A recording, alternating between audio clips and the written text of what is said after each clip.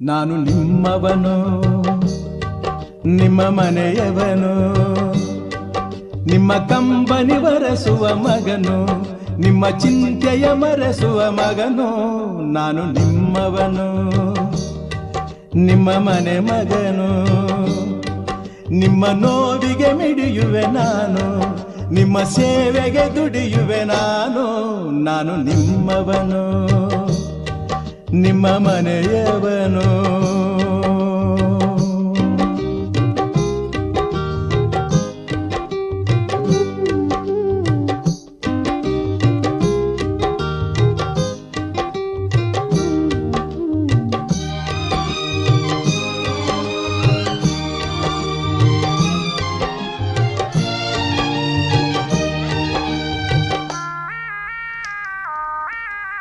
ತಬ್ಬಲಿ ಕರುವಾಗಿ